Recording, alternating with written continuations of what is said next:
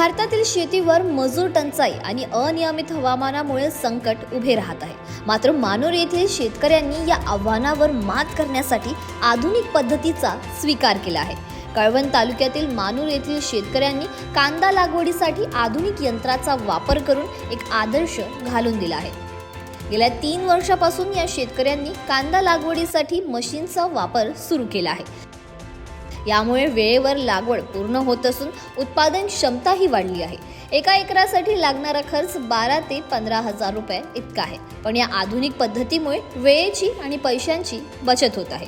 मानोर येथील शेतकरी गायत्री पवार सांगतात की मशीनद्वारे लागवड करताना वेळ आणि मजुरीचा खर्च कमी होतो, तसेच उत्पादन चांगल्या प्रकारे वाढते। या तंत्रज्ञानामुळे शेती अधिक नियोजित आणि फायदेशीर झाली आहे।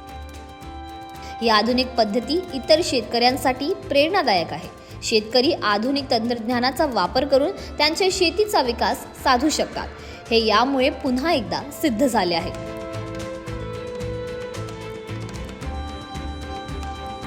घेतले आणि मशीन घेतले आहे। त्या मशीनाची लागण एक फायदेशीर एकदम मस्त व्यवस्थित असते आणि आपला खर्चही वाचतो। तो खर्च असतो, परत मजुरांचा खर्च असतो। या मशीनमुळे खर्चही नसतो आणि वेळही आपला वाचतो। लागणही भरपूर चांगली असते आणि लागण एकदम सुटसुटीत आणि त्याचं उत्पन्नातसुद्धा वाढ होते।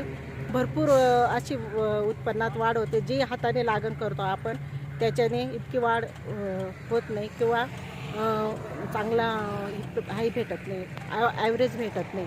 त्याच्यामुळे ह्या SP ॲग्रोवनच्या ट्रॅक्टरमुळे मशीनमुळे एकदम छान असा ॲव्हरेजही भेटतो, लागणचाही त्रास होत नाही। एका दिवसात किती एकर लागवड होते?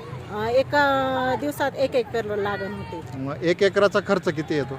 एकराला 15,000 रुपये मशीनने पण खर्च होतो, पण त्रास हा असतो तो कमी असतो।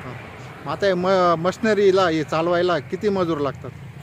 त्याला 6 मजूर लागतात। 6 मजूर लागतात। हो।